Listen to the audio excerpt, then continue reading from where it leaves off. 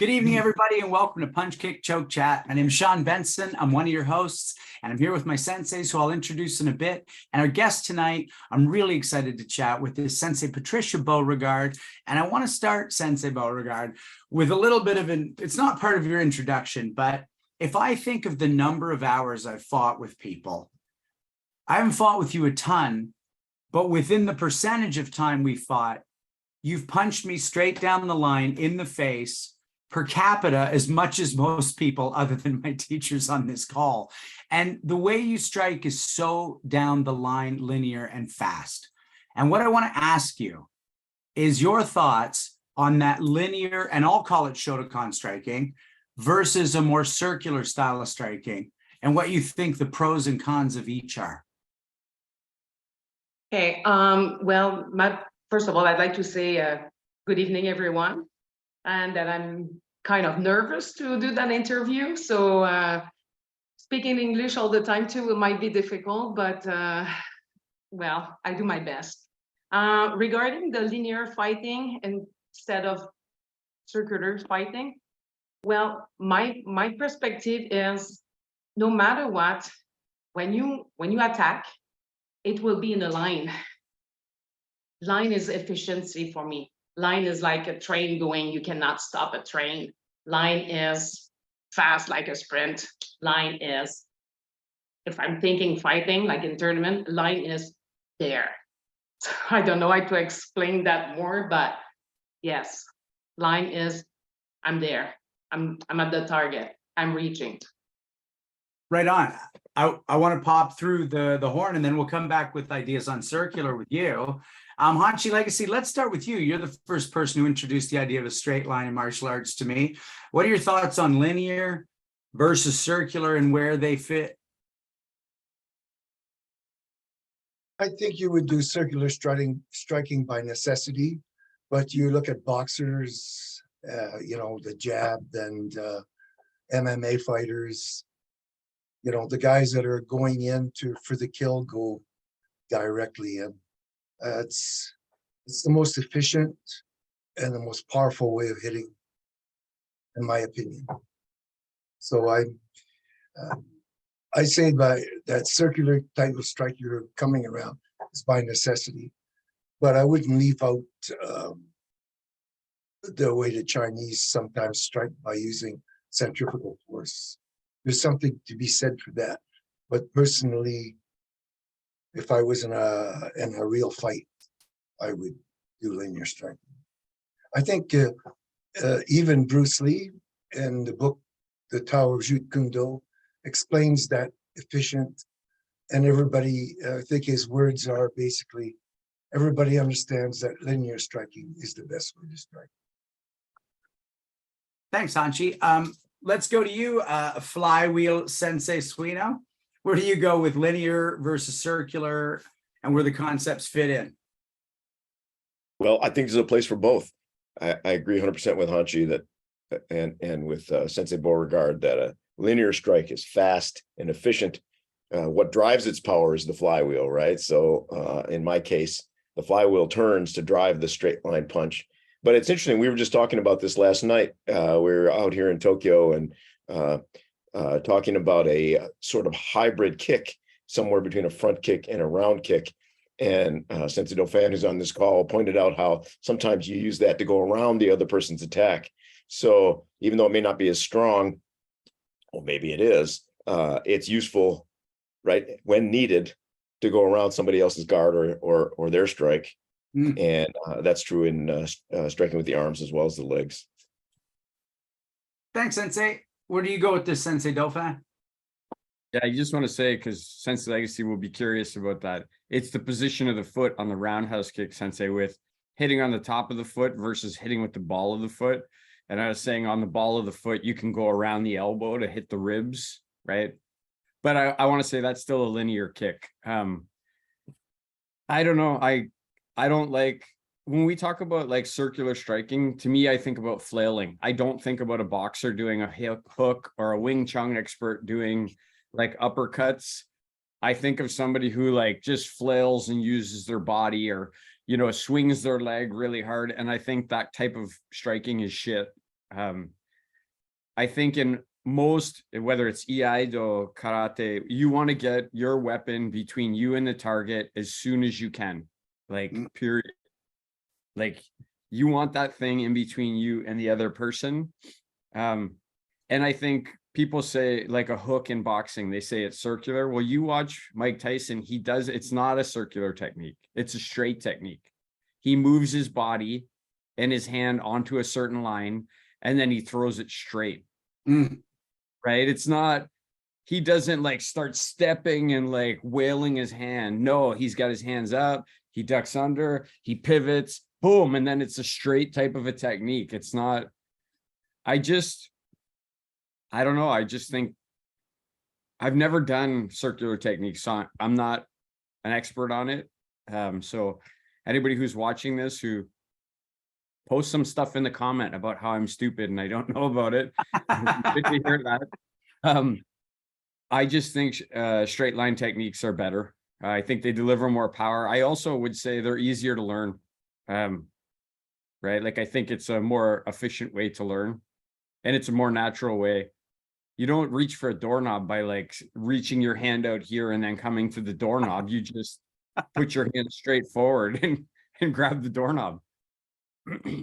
Thanks, Sensei. Sensei Beauregard, I see you nodding along and sort of enjoying those ideas. And we started with you and the question out of the gate. Is there anything you want to add or anything you want to expand on?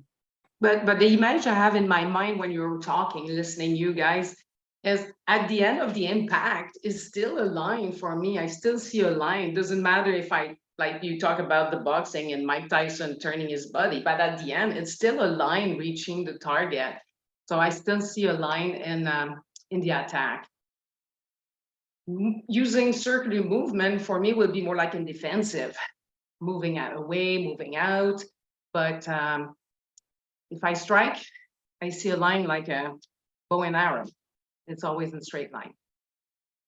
Well, I love that. And I just drew this because that's tangent to the curve. Yeah. Sensei Suino, you probably like what I'm saying here. Like, no matter what your circle is, that angle that comes off is the point of hitting. Or Hanshi, when you spin the belt, that letting go is the straight line every time. But I want to go back and I want to see if you want to add anything to this, Sensei Beauregard, because I really saw some eyes light up when you said, but defensively, that's where circles exist. Is there anything you want to add before I go around the horn to that idea? Because I like it. But defensively, I would say blocking, avoiding the technique, tai sabaki. So I will use like circular movement, using like pivoting at the last second and being, turning away of the technique. So that's where I see more the circular things and the science of martial arts. Like my beautiful drawing, my scientific drawings. Sensei Tofa, let's go to you because I really see your eyes pinging up on that circle idea for defense. Well, I wrote it down because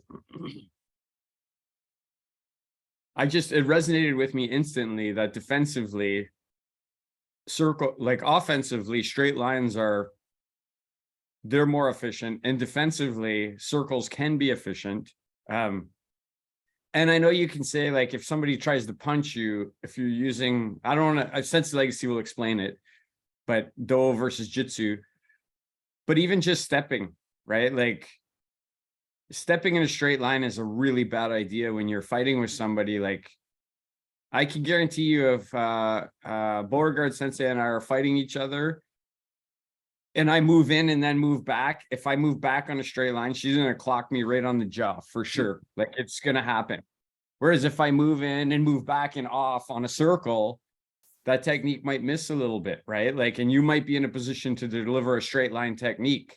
And yeah, just when she said it just, all these things in my mind started going, like, just about the way I fight and not understanding how you do it or why you do it naturally.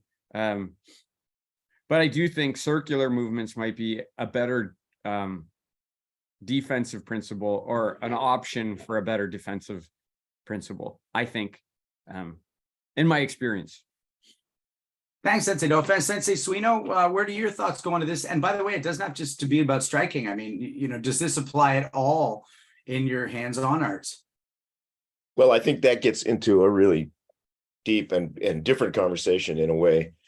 Staying on the striking for a minute, I don't, nuance is really important. We're talking about straight line and circular, like they're separate or that they don't coexist. There's so many things in defense where, if someone punches and you drive your punch in, right? That's not only offense and defense in the same time, but it's a straight line and it's a rotation. Like in reality, these two things coexist on many levels. It's like a diagram of a molecular structure. There's circles and straight lines supporting each other, and the more complicated the interaction, the more complicated those lines are. It's a really interesting idea that Sensei Beauregard said that even if the limb that's making the strike is circular, at the moment of impact is a straight line. I feel like this is a conversation that would be really good in the dojo, where we could do hands-on with this stuff. Yeah, absolutely. Hanshi Legacy, where do you go with defense? Circles for defense. I agree with Sensei Suino. They go hand in hand, but everybody mostly said everything. But when you're defending, ever try to punch something that's spinning? You're not going to have a full square on. Like your final defense, really, when you're standing there and somebody gets by your block, you're not getting to block it. If you spin your body when you get hit, it sends the force off to the side. So I agree with Patricia that a lot of my defensiveness is circular, to try to avoid that hard straight on hit, which again, I'll use her analogy of it is you got to get hit by a punch that's like a train.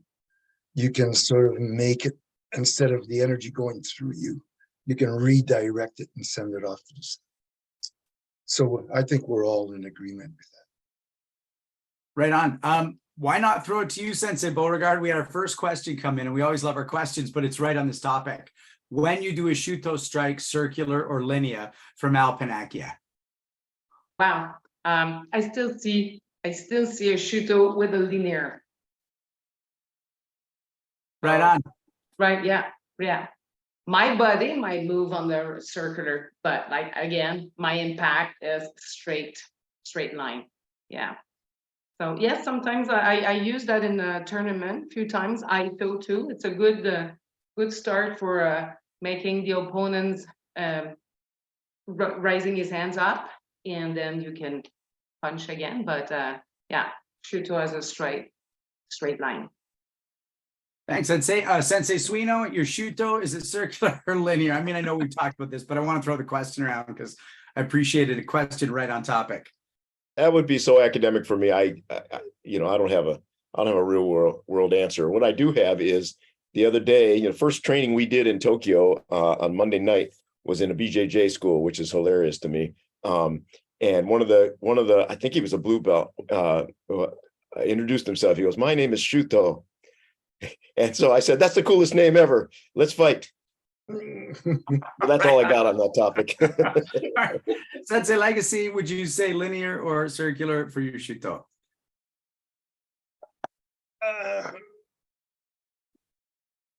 I guess it's linear. Again, this again it's funny to me because all human movement are created in arcs.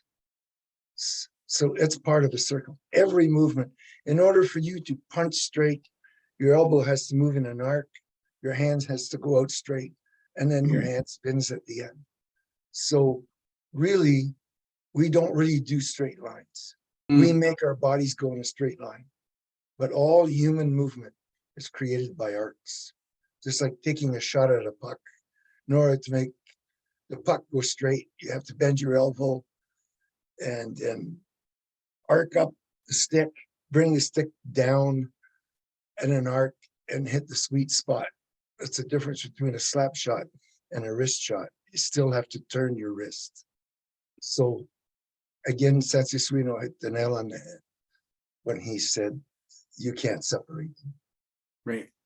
Anything you want to add, Sensei Dauphin? Yeah, you can't. Wheels make a car go straight. Gears drive something to go forward.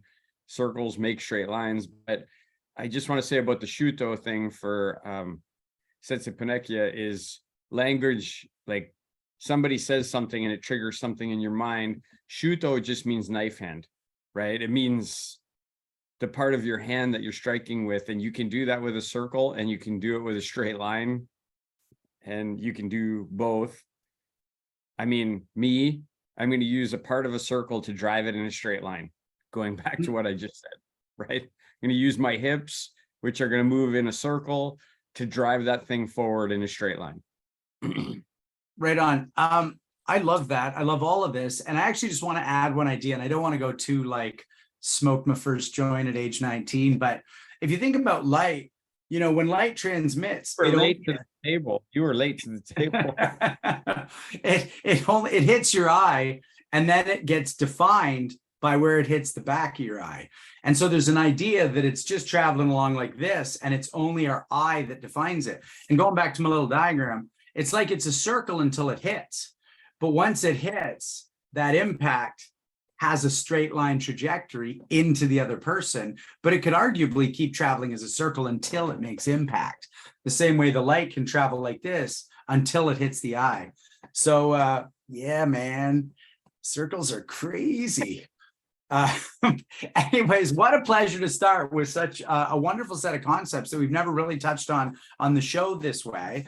And I just want to say thanks again, Sensei Patricia Beauregard. Sensei Dauphin will do your introduction completely in a moment. The first thing I want to say to Hanshi Legacy is thank you for in 1993 being at the basement of alumni and teaching there as long as my time at Western existed, because you introduced me to this Okinawan, Japanese, depending on how people want to think about that, art that has become a staple of how I live my life, and part of the reason I love my life so much. And the reason I'm saying it in this order is because the other two hosts on this call, Sensei Dauphin and Sensei Suino, are in Japan right now.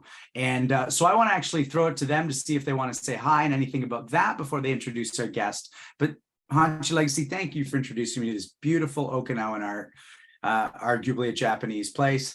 And to my senseis who are in Japan, how's it going? Me? It's going great. It's getting about some nights 2 hours sleep. And then walking about 20 kilometers a day and doing the most cooling shit in between.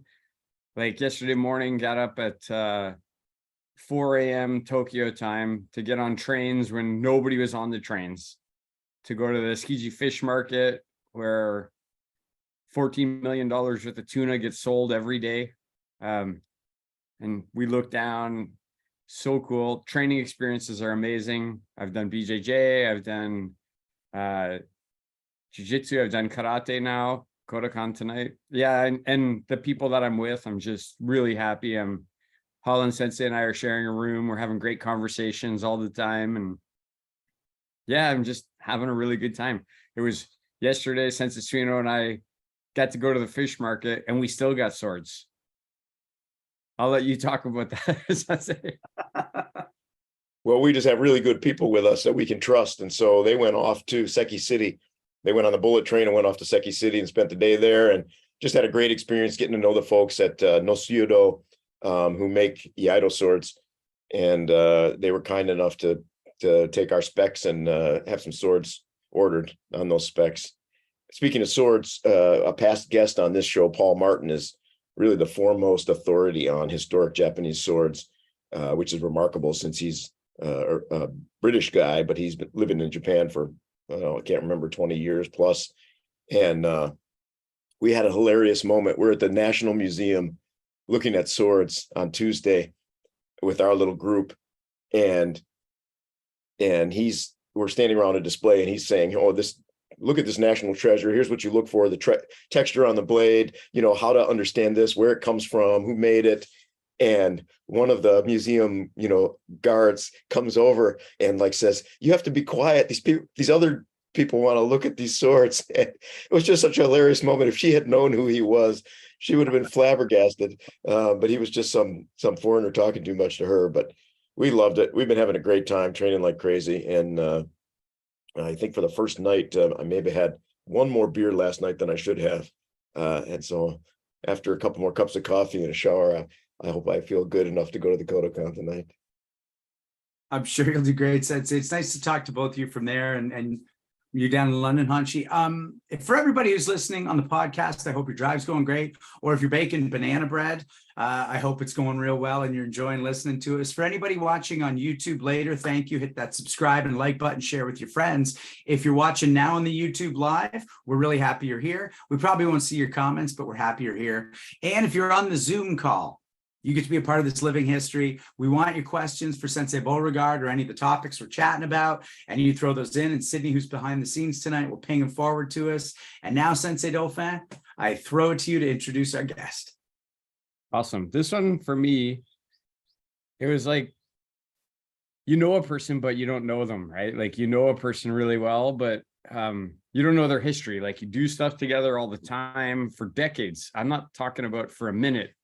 I'm literally talking about for decades. Kyoshi Beauregard and I have known each other for a really long time. So, and listen, everybody can laugh at me. I rolled over the other night on my glasses and I broke them. So I'm going to hold them on my eyes like this while I read this. So, Kyoshi Patricia Beauregard is a 6th Dan in Legacy Shorin Ryu Karate Jutsu, my favorite karate. She began karate in 1980 with the JKA Association right here in Tokyo. That's where the JKA was founded, where we are. And she achieved her black belt in 1988 under one of my personal heroes in karate. Like, I mean, a personal hero, Kanazawa Sensei. The guy is, pictures of him are burned into my mind when I was young. And it's so cool that she got her black belt from him. Then she moved to London.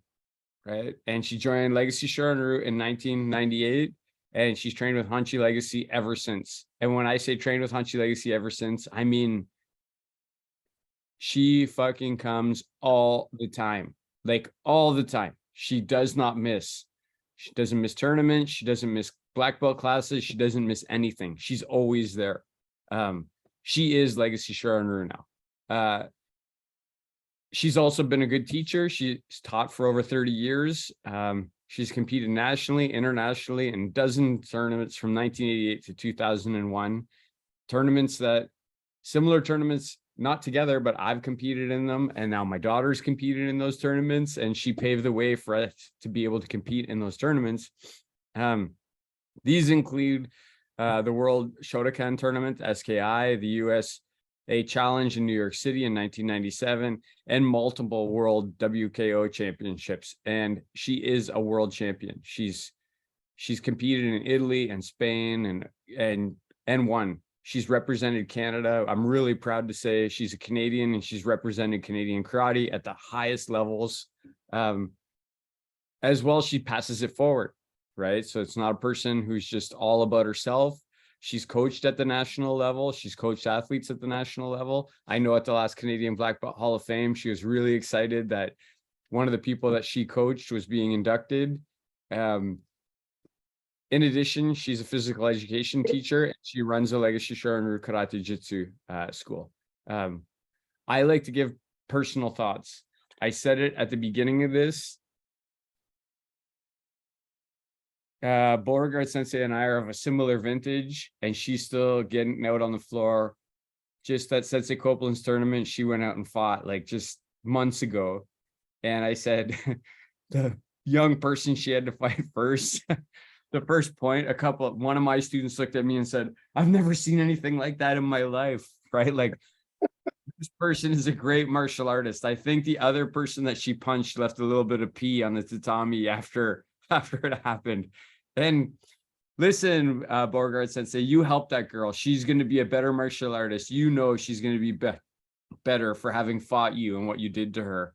I'm going to shoot it to Sensei Legacy in a minute to let him provide a couple thoughts. But when she joined Legacy Shorin Ryu, She punched every badass we had in the face, chipped people's teeth, gave them black eyes and fat lips. She fights until somebody says stop, and maybe a little bit after they say stop too. Maybe it's just a little bit after.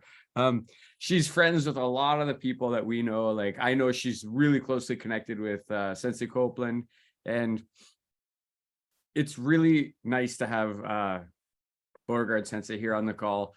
We've fought each other. We've done kata together. We've done basics together. We've gone to tournaments and gradings, and we've gone to lots of parties together. Like, she is part of Legacy Shorin Ryu. I'm so proud that she is. And one thing I want everybody to know is, if you think you love karate, you don't love karate as much as she does.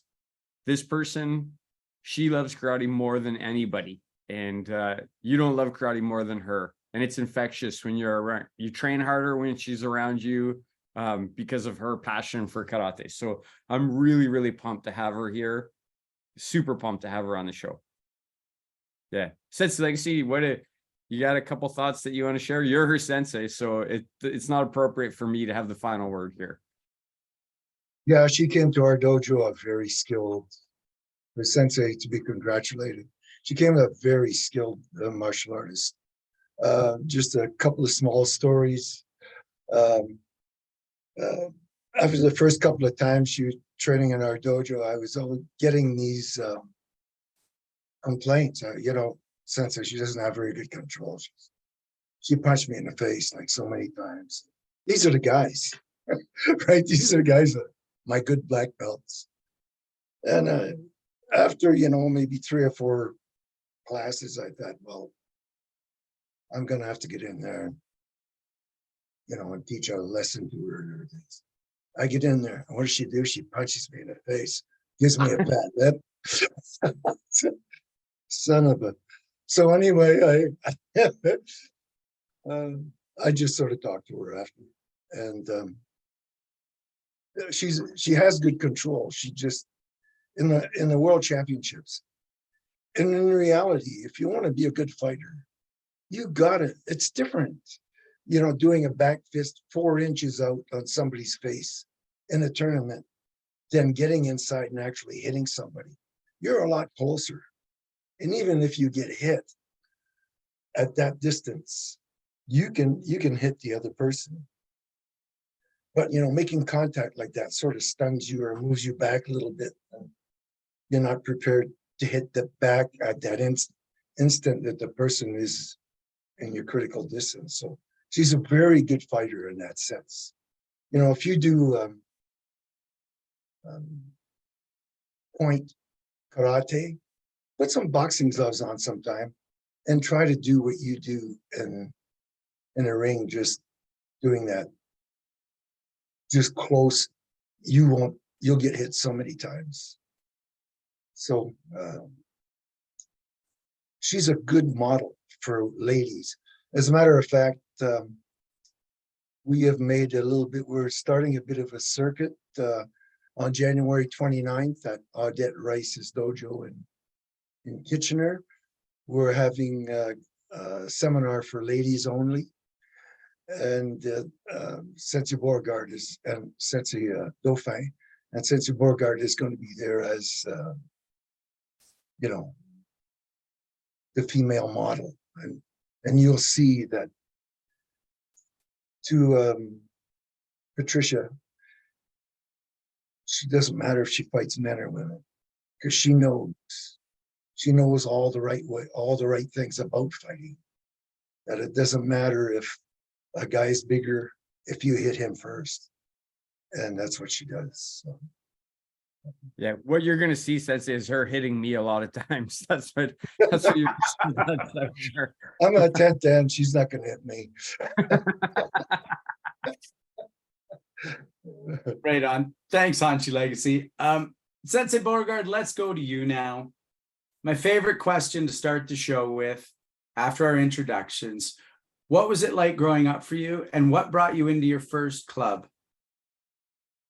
Well, first of all, I'd like to say thank you for that kind of nice introductions. with all the great martial arts you had in this show, I'm really honored. Even sometimes I have the feeling of being an imposter. Is it my place? Should I be there? Is it me? But thank you. I take that as an honor. So to answer your questions about what brought me to karate or to my first club, since I'm a child, I was always attracted by fighting. Yeah. Me and my dad were watching lots of fighting movies, TV series with fighting. So I was really attracted about fighting. I wanted to do fighting. So I asked him to join the boxing club to another town. I'm from a little town called Shefford in Quebec. The closest town is Waterloo, Quebec, and the other big town is Granby. So the boxing club was in Granby, so we had to drive there. And he told me, no, you will never, ever do boxing. So I was kind of sad and mad a bit, but that is a true story about that. So The coach told you, the coach of the boxing club said that. no, my dad said got it, we will got it, never got do it. boxing. And we'll go back in time though. We're in the 70s though. It's not usual for a woman to be in boxing. So my dad said no. But in October 1980, on the fall season, there was like flying leaves and flying garbage and a paper flying on the fence of my school. And that paper was a flyer for a karate club. So I took that paper, I brought that to my dad, and I said, you cannot say no to that. So that's how I started karate. So I joined the club in my little town. It's a club in the school like I do, like a school gym. Mhm. And my first sensei's name was Jean-Guy Jacques, and I heard that he just got retired last year, or recently, after 50 years of teaching in that little town. Was a nice club, small club, but I get whooped the first day I joined. Even if I was shy, even, all beginners never have the gi, they don't know what to do, they don't understand the words, everything was Japanese words, you don't feel comfortable in short and t-shirt. But I remember that first day, but I said I'm coming back, and since that I never quit. So this actually tees up a question that came in from ZT. You seem so passionate and aware in karate. Was that immediate, or did you learn that? You said you were hooked day one. No, I would say was there, because like I said, since I was young, I was talking about martial arts, and even I lie at school one day when I was in grade 2. Some girls were playing games and the boys were teasing, and they asked me, can you do something to the boys? They stopped teasing us. And I say, don't do anything, I do karate. That was not true, I was just lying. And then one of the guys came and I pushed him, but he fell on the other guy, that made him, another guy fell. And then they say, oh, that's true, she does karate. That was a lie. But but yeah, the first day I started the small club in JKA Shotokan in Waterloo, Quebec. I really enjoyed that, and yes, I would say I was happy. So we hear this a lot on the show. It was true for most of us, all of us. Like, what was it? Was it the smell? Was it the classical order? Like, when you think back, what made you go, I'm never leaving some version of this? Well, I think it's an affinity between your personality and what you want. If I be a dancer, I guess going in dance club will be like, wow, my passion. If I be, I don't know, any other sports, skiing, I will be like, wow. But me, I was attracted by the game of fighting and also martial arts. You dream about Japan, you dream about all what you see on TV, the everything about Japan. What for me was kind of attractive, make me dream to go there. So I think it's because my affinity of wanted to fight, wanted to learn a fighting sports, plus karate, I was 1 + 1. Yeah. So you said something that I think I heard. Who you are with who you're going to be. Do you think people are born, like you're born a martial artist, or you're born a dancer? Oh, good questions. Not really, but I think everybody should find a passion or a way to express. Me as a teenager, I think the fundamental reason why I joined a karate club is because I had a kind of, when you're a teenager, you're shy or you don't know how to express your emotions. Sometimes you have anger. So I think it was the best place to express my emotion. And I'm a kind of kinesthetic person, so I need to move, I need to do something physically. Mhm. Painting is fun, but me was moving in the martial art and having that challenge. I always drew. I like the challenge of in the fight, who's going to be first? What is the opening? What can I do? And on an instant moment decision. This is what attracts me about fighting and karate. I want to go around the horn on that. I know senseis, we've touched on it a little, but I want to start with you, Sensei Suino. Are you born a martial artist, or does it, how does that work? I know a lot of the listeners will dig into this concept and want to hear our answers. Man, that's a tough one. I don't know if we're born a martial artist, but I believe we are born. I think certain things are destined or fated. And one of the things about the path in our lives is that we're there to try and figure out what those things are. I've talked about, I went to a judo class in 1968, and within about 8 seconds, I was hooked. And here I am, 54, 55 years later, still doing martial arts. What if I had walked into a equestrian class and had that?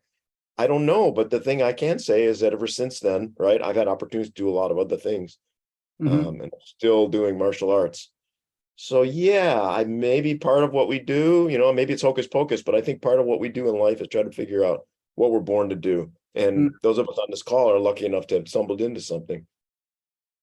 What do you think, Sensei Legacy? Do you think you're born a martial artist, or do you think,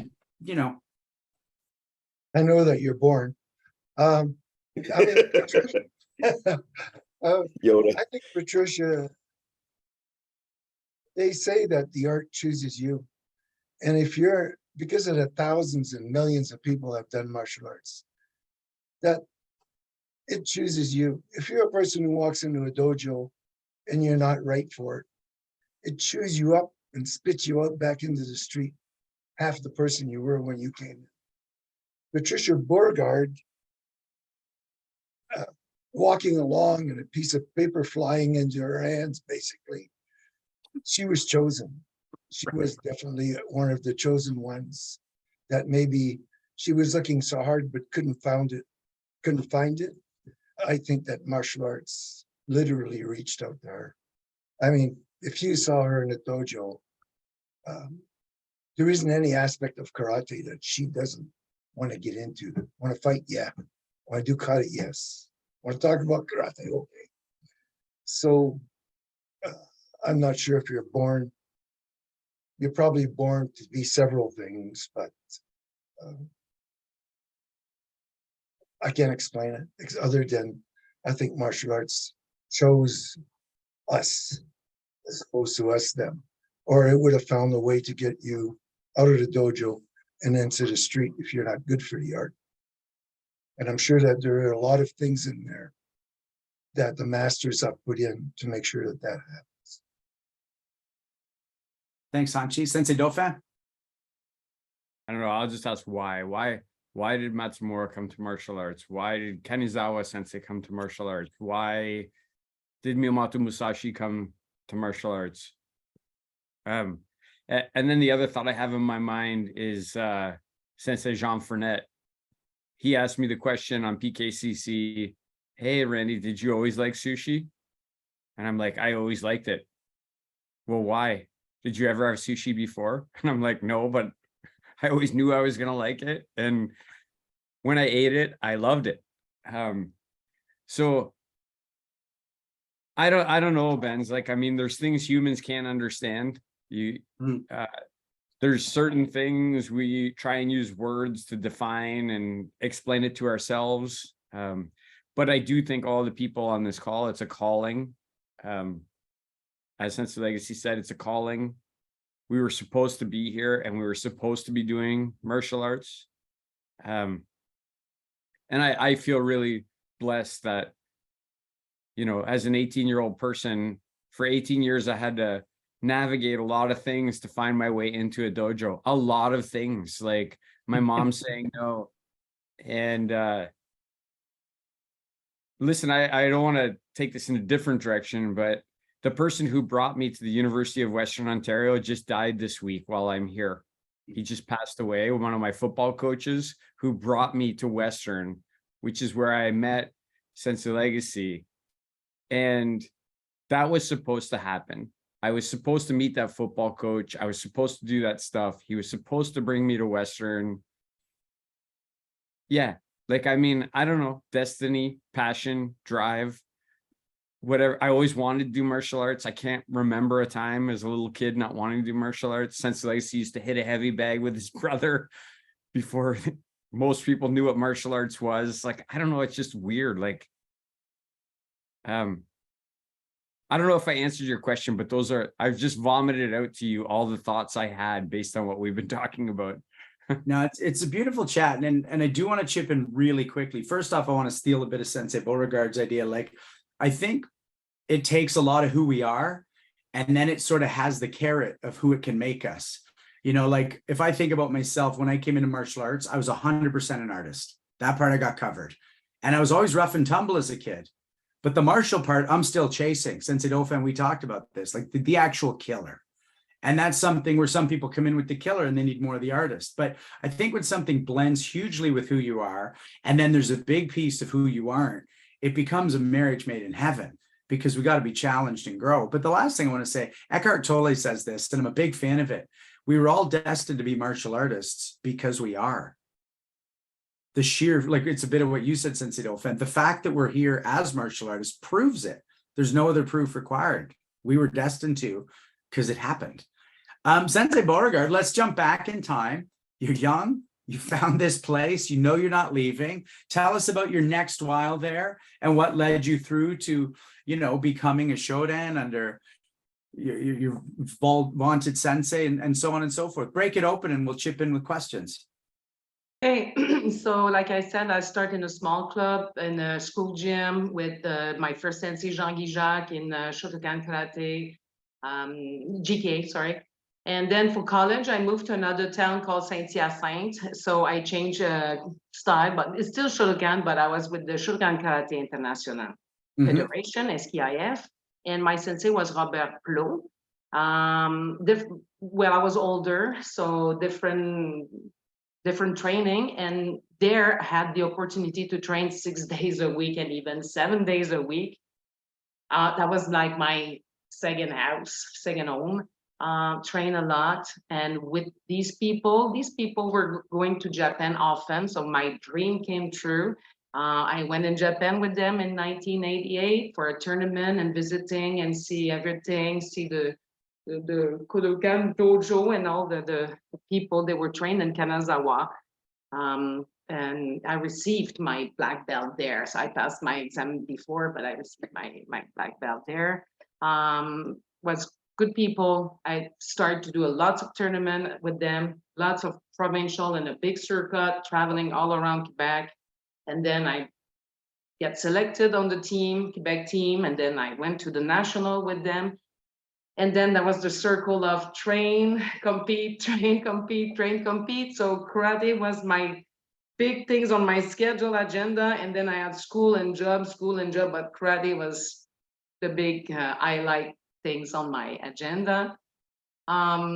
Great people, good time. It was a good time training there.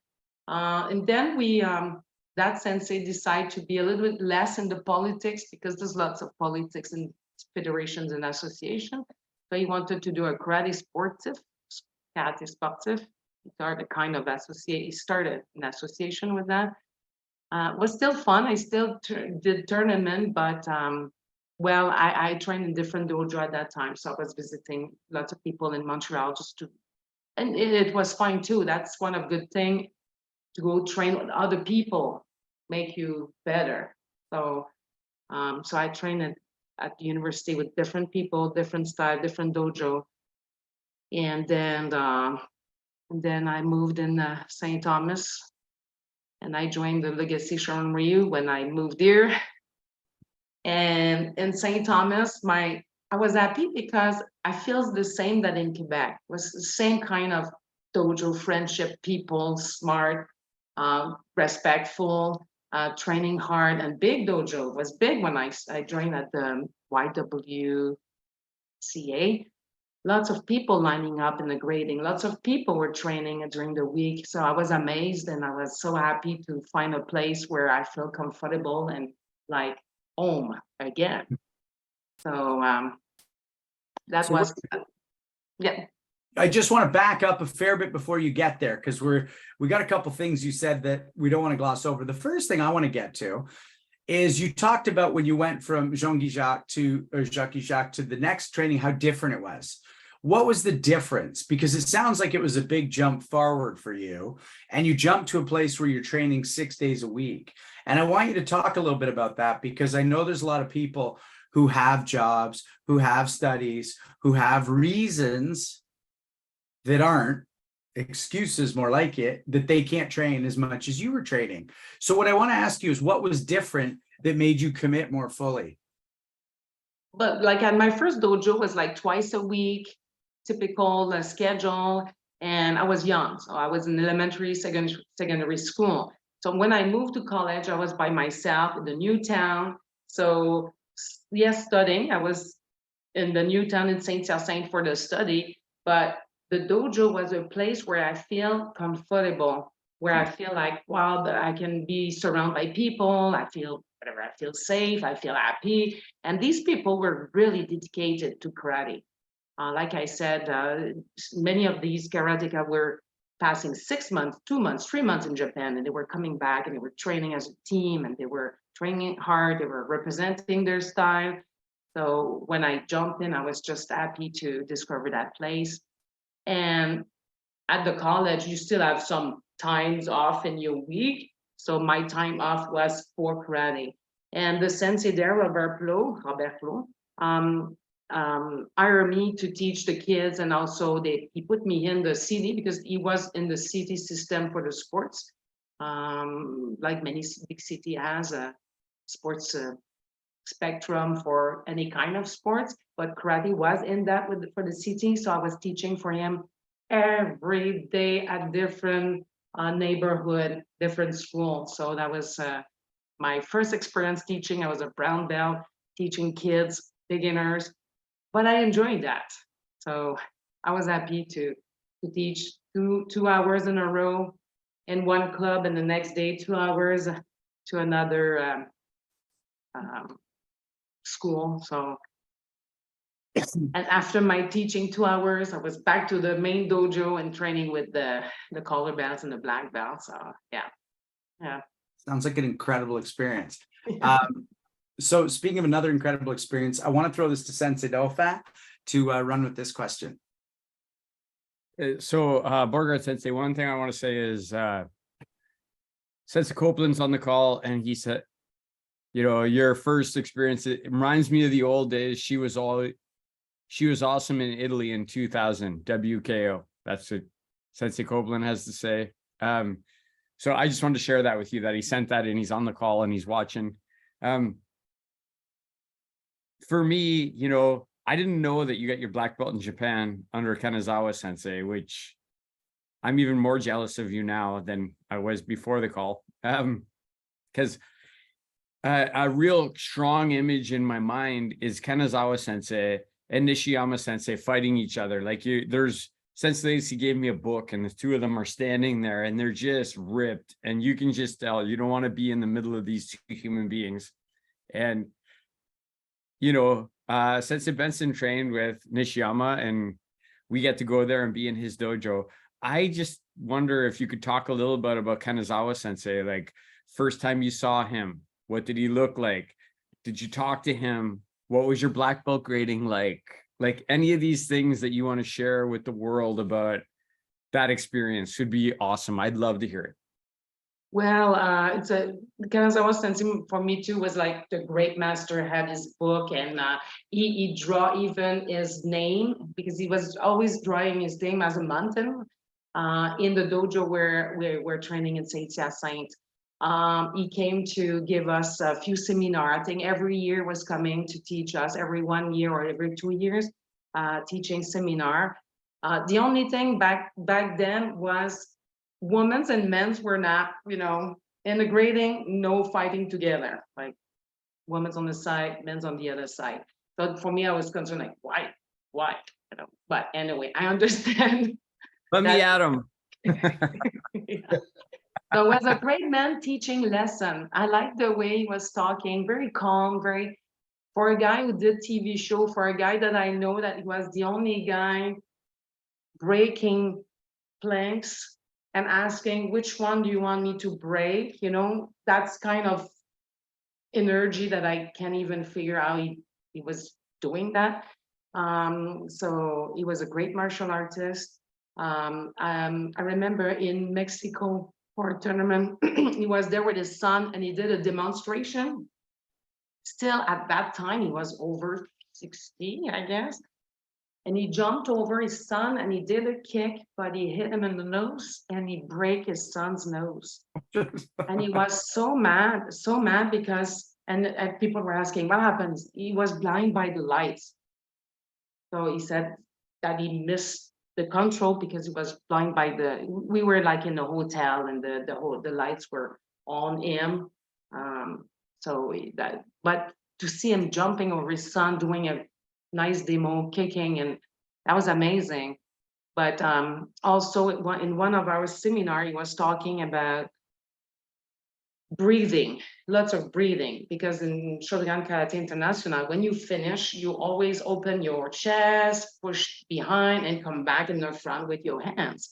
Just doing that, I remember doing a full seminar. At the end of the week, my rib cage was more tight and muscle just by the breathing technique he was saying. And he was explaining that his own son was always, rolling back, and he forced him to do the breathing, and now he stands straight. And so I like the way that he was teaching good things, lesson, philosophy.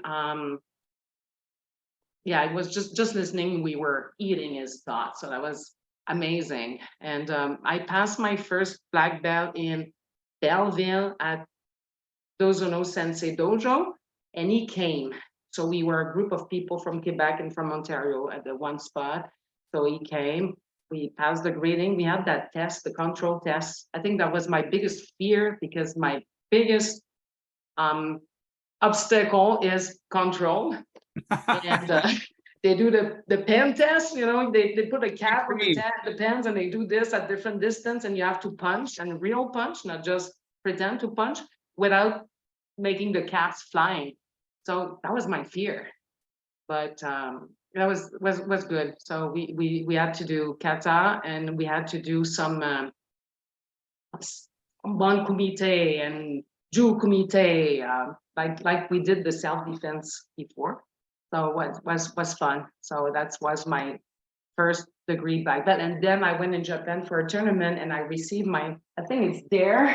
Yeah, my first black belt it's here. Can I show you? It's not too oh my god, because it's all fading out. I wear it so much, I don't know if it's attached, but it's all fading out, and all the fabrics, it's falling, but it's how do you say, let's see, how do you say broderie? It's all broderie from Japan. So it was, for me, wow, something that I was so happy and proud to wear and to earn. Yeah, and my second degree, I passed it in Sensei. So he came in Quebec for a couple of people to pass the test with Kanazawa. So I just did 2 Dan with him, but because after that I moved away. But was great to see him, to have him teaching us. Yeah, he's a nice person. He was a nice person, fit and calm, and when he was going in a room, you can see and feel his energy. It was a great master. What were the tests like, Beauregard Sensei? What were your tests like? Like, what did he make you do? Kata, kumite? We did some the basics too. We did some basics based on our level. So getting higher rank, it's more like combination techniques. And then yes, I had to do kata, and then we had to do jukumite for black belt and over. It's jukumite. But the jukumite at that level, you don't know what your opponent's gonna do. But it's like a codifications of technique. So if it's a punch to the face, you have 5 different way to do your basics. But you don't know what the opponent's gonna do. It might be a kick, but what you do, bang bang, or it might be a punch in the face. So you have to react and do the proper block and the proper technique with the proper distance and proper control, of course. So that was part of the test, and fighting. Yeah, and the pen. The control pen things. Thank you so much for that answer. That was great. You're welcome. Yeah. Just in case anybody watching doesn't realize it, Kanazawa trained with Nakayama, but also with Funakoshi himself. And so he's training with the founder of the JKA and the founder of Shotokan itself. So that's the lineage we're sitting here talking with. And I always loved the idea, I just looked it up, was that, he's born in 1933, I believe. And that's how far we go back. That you're the person who graded you. We have that lineage. And that's why I love doing this show so much. I mean, we'll be chatting in 10 years, and that lineage, your direct lineage, not like 2 removed, will go back 100 years at that point. I just love this show for that reason, because I don't take for granted the gift of not just our guests, but who our guests have directly either trained with or been recognized by. One quick question, and we will go around the horn, but we won't take forever on it because we do want to get to the 10 questions. Let's talk about control. We're doing an art where you're supposed to be breaking every bone you hit. Like you said beautifully, I wrote it down, you're a train and you can't stop the train, So why does control matter then? Oh my God. Good questions. Well, I guess control is to prove that you know what you're doing. You're not just pitching things. And if you can control at different distance, you really maîtrise, I don't know how to say, mastering what you're doing. If you can control at any distance with the same strength or same power, that means for me, you're really mastering your art or your techniques. So I guess for myself, sometimes not having the control because my emotion was over it, and where I just wanted to get there. And yeah, that was my biggest things to learn, control. Yeah. Sensei Dauphin, why does control matter? We're trying to break everything we hit. Why does control matter? Man, that could be just an entire show, right? Like when I remember lots of times, like Beauregard Sensei is talking about that. I remember Sensei Legacy saying to me, you have to put equipment back on because you're hurting too many people. Your control sucks. And you have to put stuff on your hands and feet because you're hurting people. Control, when I fought with Sensei Legacy for a few decades, every Saturday morning, he had super control. Like, I mean, he hit me with a jump spinning wheel kick once on the jaw that just like went on the tip of my chin. Like, and if you can have that level of control, when people say, oh, if you pull all your techniques, you're gonna pull your technique in a street fight. Well, okay, let's go. Right? If I can touch you on the tip of the chin, I can touch the back of your skull too, right? I have the control to do that as well. Again, I'm vomiting out just a lot of random thoughts about control. I'm just ideas. But I do think that control allows you to just fight longer, do more. If somebody says Hajime and you just drive the person in the face, that's the end of it, right? It's the end of it. You want to be able to control it so you can train longer, train faster. If you can throw it hard and fast controlled, I don't know. Since Suino and I just did some Ippon Kumite last night in Shimizu Sensei's dojo, and I don't know, it was pretty controlled. The other thing is you need to know who your opponent is, right? You need to control.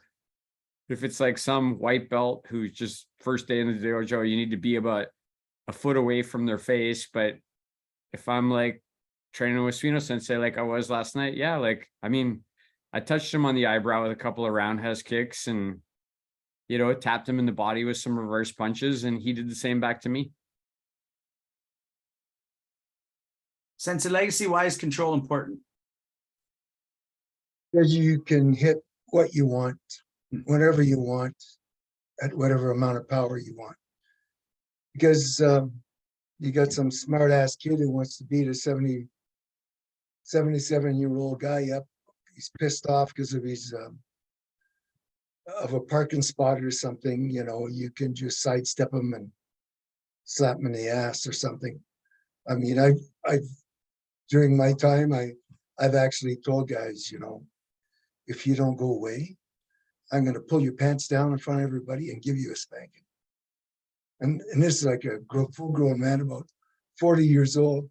He looked at me, and I just sit there and looked at him and waited. He turned around and walked away. Okay.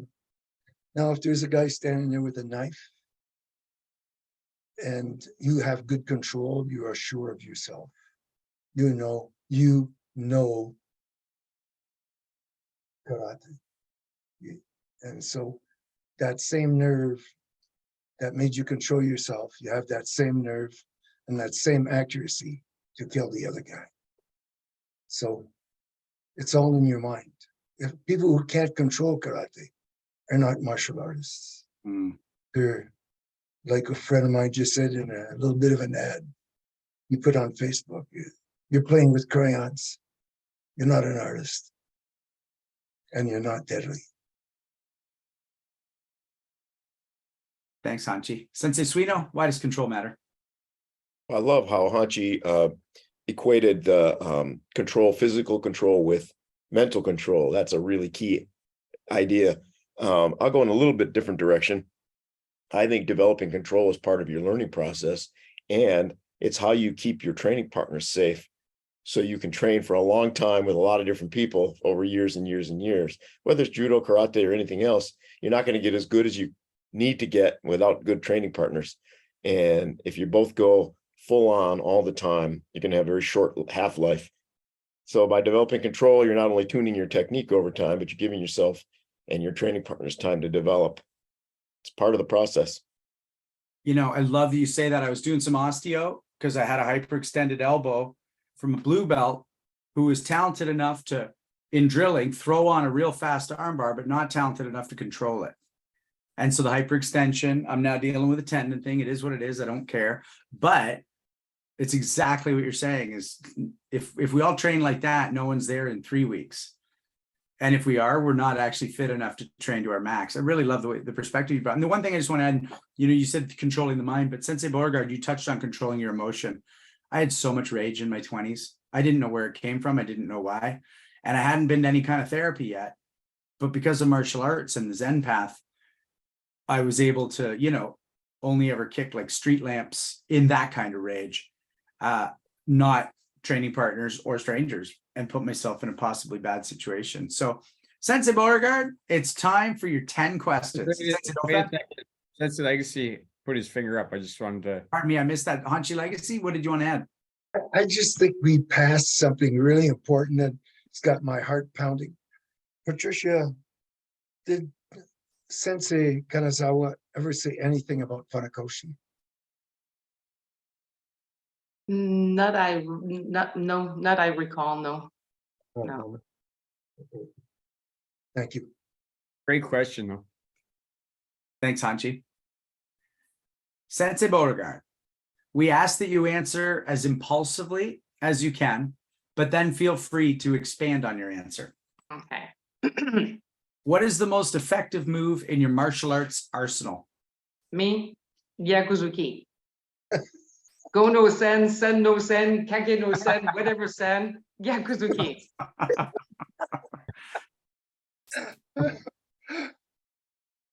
Who is the most influential martial artist in your life?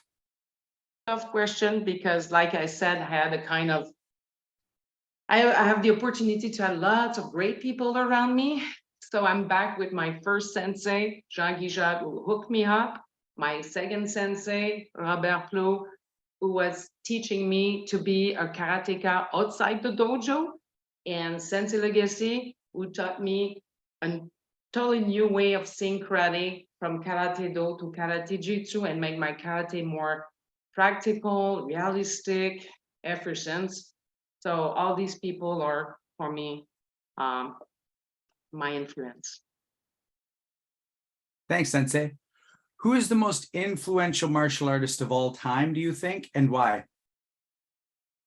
I was thinking of that questions, and I think it's Machimura, because he is style origin, many other style.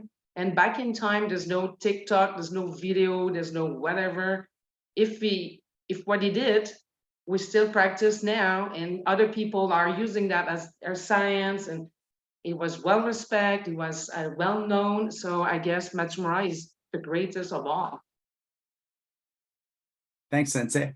If heaven exists, what would you like to hear God say when you get there?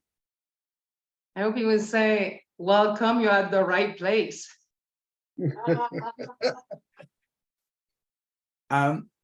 What excites you most about the next 5 years of your training?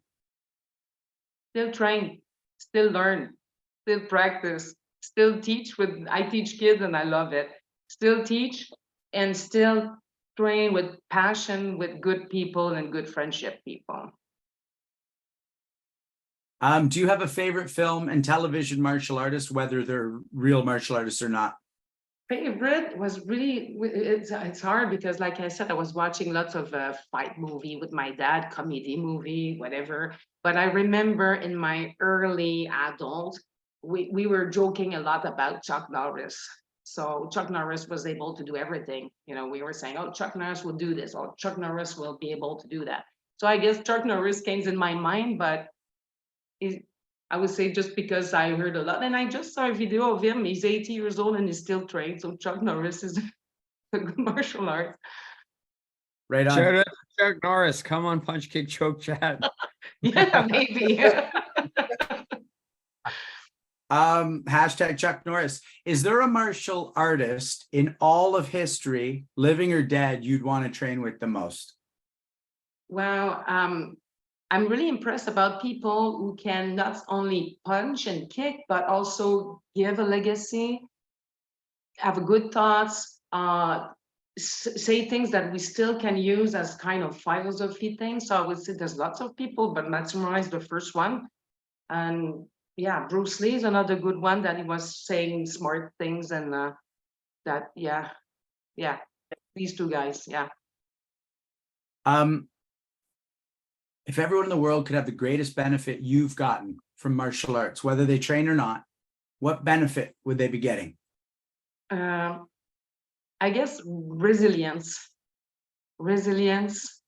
Yeah, I talk with my moms every week, and I said, oh, you know what, I'm going to be interviewed for karate, and she said, oh my God, you did so many sacrifices in your life with that.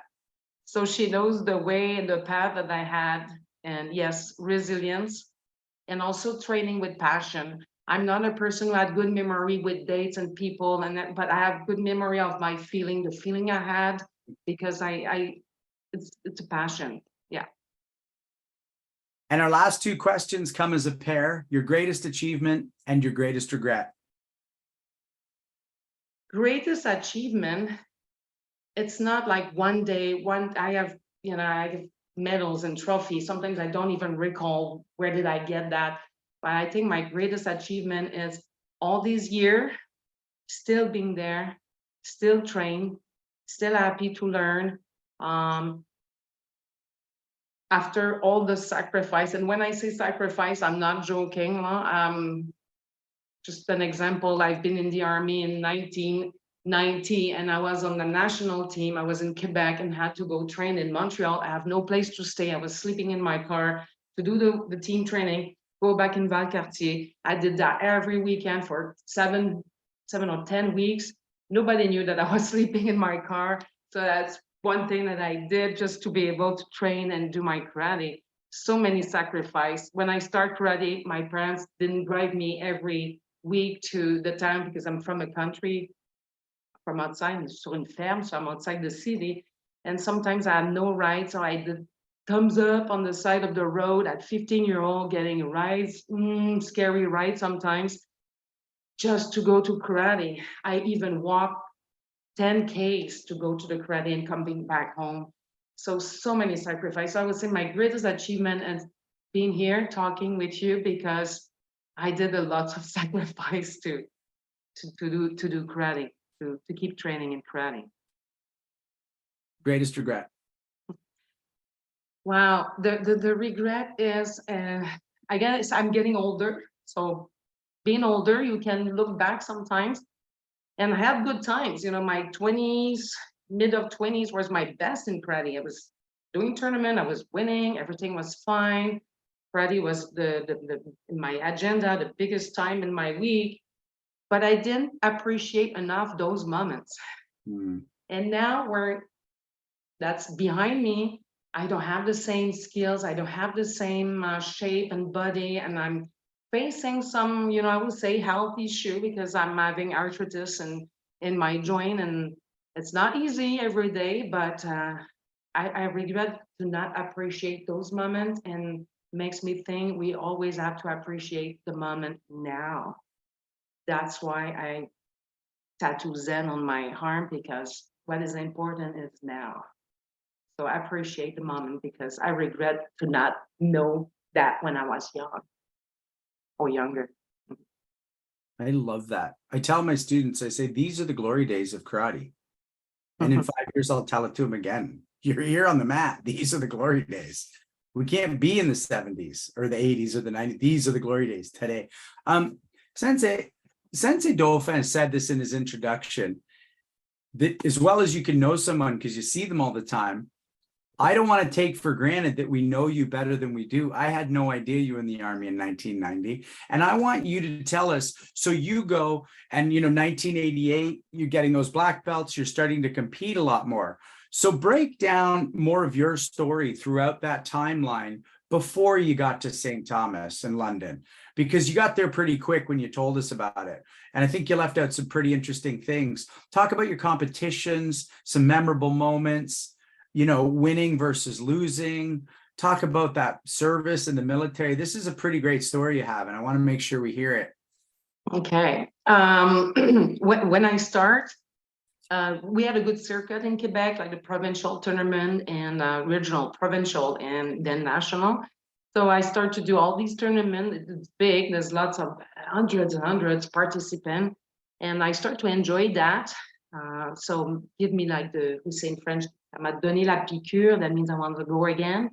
The tournament, going in the other town, the other dojo, these people were training harder and they were doing a lot of competition. So I followed them. And yes, with the SKIF and the style, we had like the world, and I did the world. I did world in Japan. I did world in Mexico. I did World Shotokan. I did tournaments in US. But also parallel to that, I was on the national team with the NKA, National Karate Association in Canada. So I was also doing all the nationals and all the team selections. And when you get like the top, at that time was not as it is now, but now it's more difficult to be on the team. But at that time, like being in the top 10, you were able to travel. So I've been in the Women's World Cup, Women's World in France. I did, oh my God, I did, France twice. I even did the World Cup in France, and we were Canadian, and they let us participate. I even win the 3rd place in the World Cup, France, representing Canada. That was interesting. We have our Pan Am Games. And I even been on the Canadian Olympic Committee, or COC now, for a karate representative. So that was interesting. That's a long time ago. That's way before the karate became an Olympic sport for 1 year. But in the preparation for that, they were having lots of representatives. So I'm glad I did that. I represent the athletes on that association. Tournament. I lost more tournament than I win. So, But that's the path to win. we're not going to go around the horn on this, but how important was that for you, and what did it do for your martial arts to lose? Makes me think what works, what didn't work, and why, and what I have to do to, and what I have to change. So, yeah, I think losing is important. We have to learn how to lose. Yeah. And am I wrong, or were you a semi-professional bodybuilder as well? I was weightlifting, not bodybuilder, but weightlifting. I did weightlifting on the national level. Yeah. And how did that feather in with your martial arts, or did your mindset from martial arts help it, or was it separate? That was separate, but people knew that I was doing two sports. And in karate, when I was training, I was sometimes hitting hard the people, and they were saying, stop doing your musculation because you hit too hard. But for me, the weightlifting, it's very nice because it's explosive.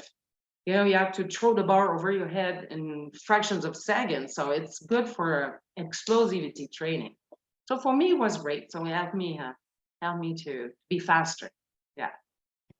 And then did you start coaching during that time, or did you coach after you moved to Ontario? After I still, when I moved here, I still represent Ontario in the national level. I forget which year, but I think, wow, because my son is almost 19 years. So my last coaching as a national coach was in 2002. Yeah. So I was lucky to be invited as a coach because I'm also a kinesiologist. So they wanted at that time somebody who had the kind of level 3 NCCP national certification. And I coached junior team, and 1 year I coached senior team. So I went in Salvador with the team. I went in Spain with the team, and I did the Pan Am in BC with the team. So it was fun.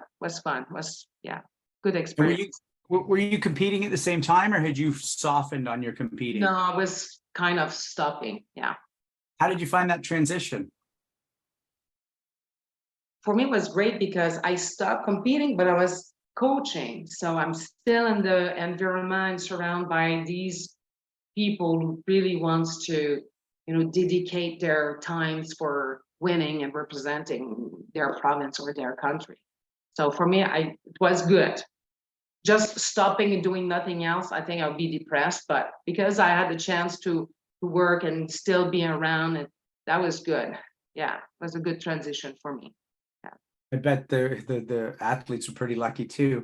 From Sensei Miletsky, Patricia-san, how long were you part of our Karate Ontario coaching staff? Not very long, because Sensei Miletsky probably recall during the national they were betting, or like we vote, or they select one of the coach. You had Brad Jones on your show, and Brad Jones was one of the other coach who apply, but I get the job. Sorry for him, but after he was my coach, so that's funny. We were all helping each other. So I didn't coach for very long. I coached for what, 3 years, because I get pregnant and I had my son, and then I was away the international tournament. Yeah. Right on. Well, congrats on being a mother and a martial artist at the international level. But I want to now jump to moving to Ontario, and I want to go back to something you said. And I would ask you this question even if he wasn't on the call. But you said Hanshi Legacy changed the way you think about martial arts and the way you picture. I wrote it down, a new way of seeing karate. Mm-hmm. What was that? What was the difference, and what excited you about it?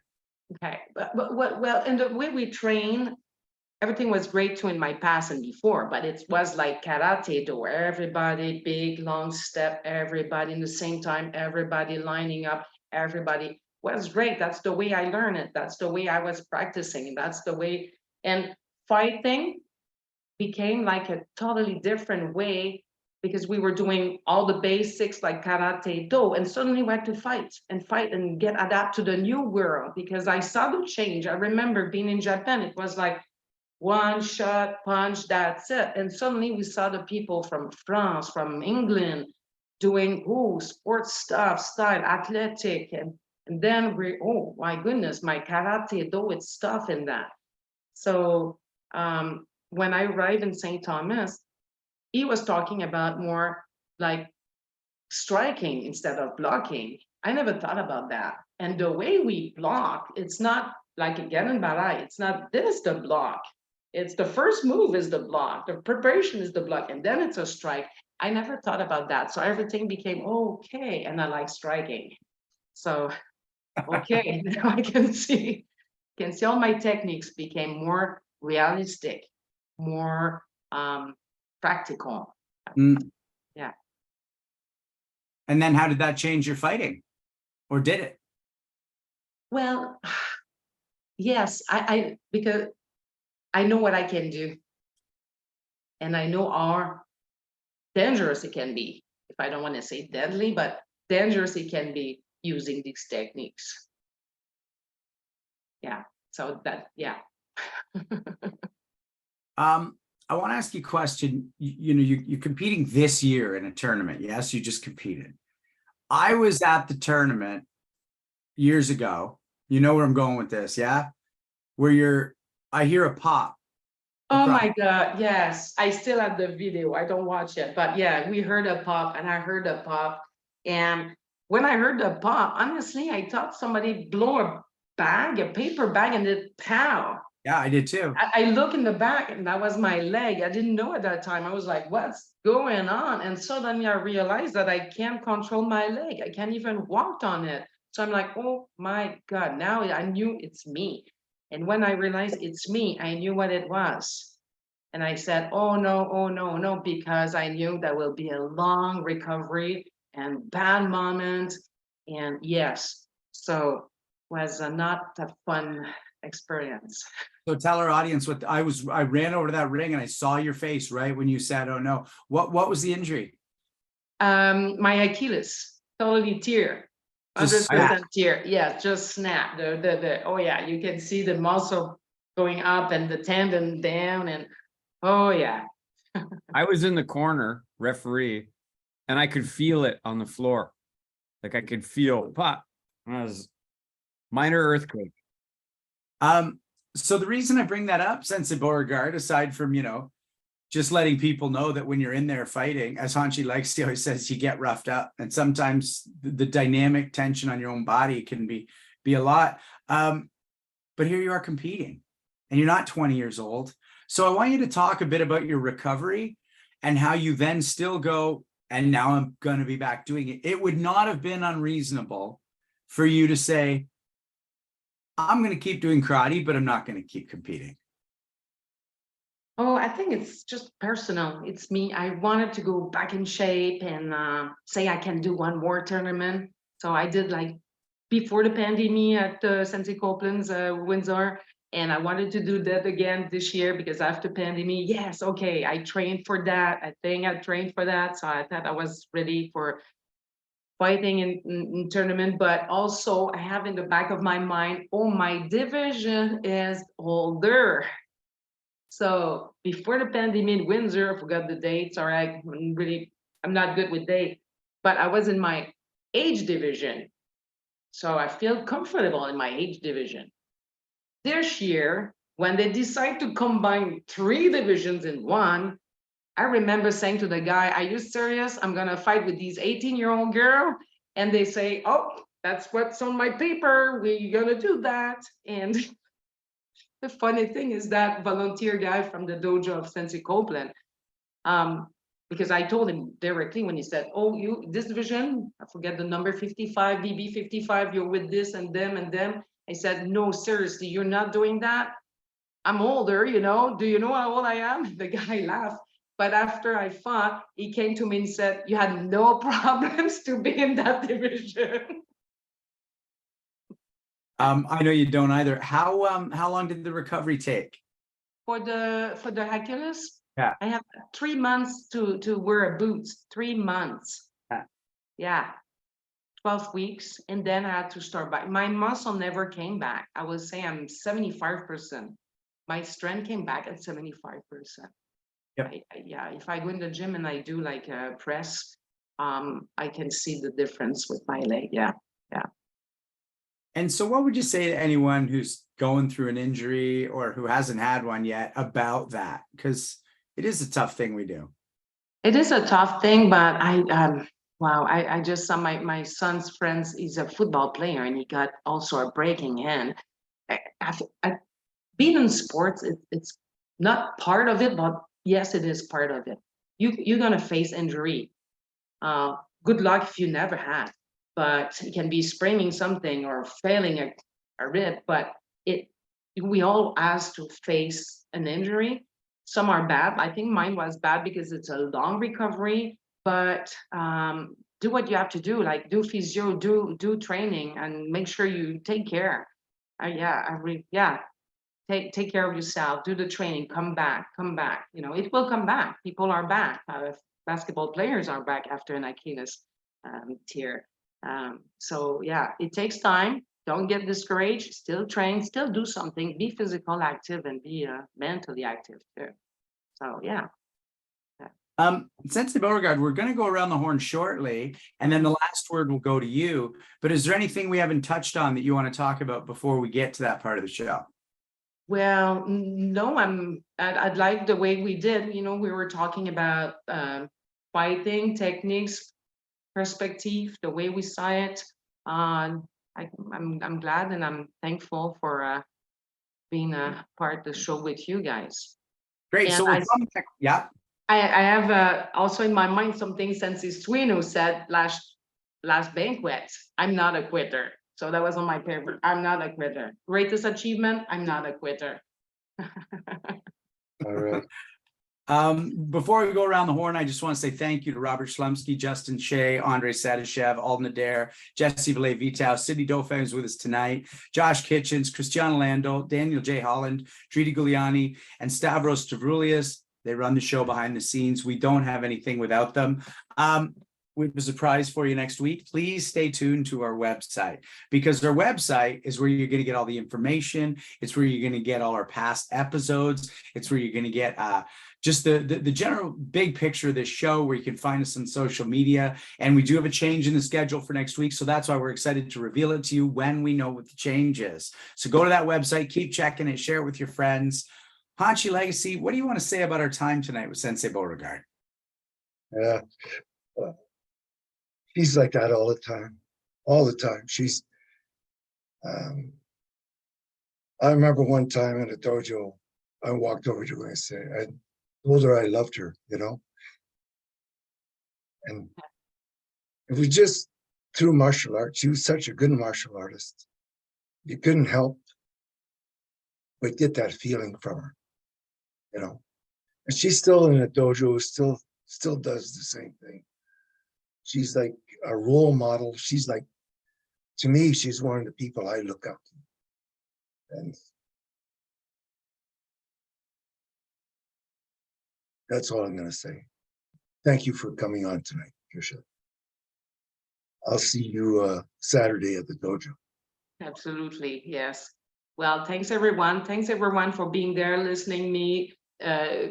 Thank you for your patience with my accent. I have the accent of Georges Saint-Pierre, but I hope you understand me. I'm, like I said, I'm really honored to be part of that show. And yes, I remember the day you told me that we get emotional the day you said, I love you. And I'm like, oh my God, wow, this is like big that the sensei say that and recognize you as the person. So thank you, everyone, because everyone is part of who I am now. So thank you for all of you guys. First off, hashtag GSP. So him and Chuck Norris now got to be on the show. Second, I don't think you, I don't know, you're not off the hook that quickly. We got to say more nice things to you and about you. Sensei Suino, what do you want to say about our time with Sensei Beauregard? I have a few nice things.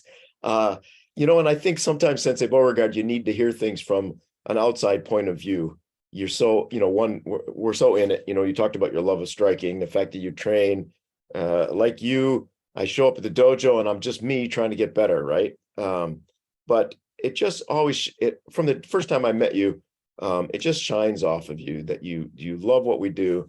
You love to compete. You love to coach, teach, the way you interact with people, there's kind of a light around you. And I don't know if you realize at this stage that how much of a role model you are, an inspiration to others and a leader. And, I just want you to know that we see you, and you're a blessing in all of our lives. Thanks, Sensei Suino. Sensei Dauphin? At the beginning, we talked about I learned something about circles and lines based on what we talked about, and circles for defense. And it was great to learn that from Beauregard Sensei. Things in common, right? Your dad said, you're never going to do this. My mom said to me, you're never going to do this. And here we are, right? Your mom, or my mom and your dad are probably up there saying those two, like, Jesus. Right. So I talk about all the time, like, chance moments in martial arts. The fact that a flying piece of paper, you grabbed a flying piece of paper that was a flyer for karate, and that's it. If that's not a chance moment, I don't know what is. That's like nature and whatever, like, contributing to get you here. Hooked first day. I was hooked first day.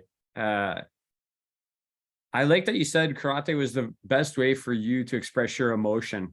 And also that you said you were curious about who's going to be first. It's usually you, by the way. just so you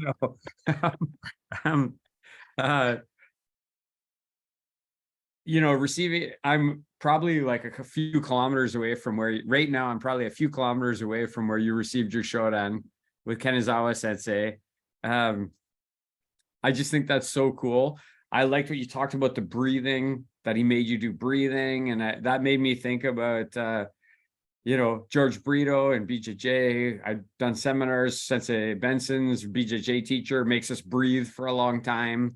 And even last night, how do we end class, Sensei Suino? Shimizu Sensei made us do a bunch of breathing with Kata Shinshin, right? So we had to do a lot of breathing. I was not surprised when you said a reverse punch was your most effective technique. I was not surprised at all. I liked all the nice stuff you said about Matsumura. I agree.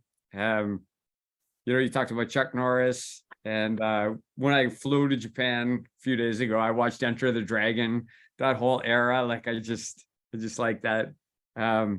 Resilience. Yes. The greatest benefit, being resilient. We just talked about it. Your Achilles tendon, that would be a good reason for anybody to just say, I'm not going to do this anymore. But yet you didn't.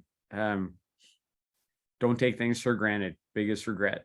I just was talking to Suino Sensei about that. Talking about my earliest relationships with people and just taking things for granted in the beginning, right? What did I write? I put a note in the group chat, Sensei Beauregard, and said, this show is largely for white dudes who talk about martial arts a lot, and we have a lot of other white dudes come on. And I want everybody to know we're always talking about trying to get more diversity, because we know there's more diversity. And you've been right here under our nose the entire time. And here you are. And so grateful to have you on. I like that you said, I know what I can do. I'm also super proud that a person like you, a highly skilled person, I think it validates Legacy Shorin Ryu Karate Jutsu that you would join and stay with us. I think it validates what we do. You, not you, the lady, you, the martial artist, right? I want you to know I'm really proud to have seen your kids from the time they were little kids grow up and be great young men. Like, it's nice to see them. I'm really always proud of that. And I'm proud that you've seen my kids grow up.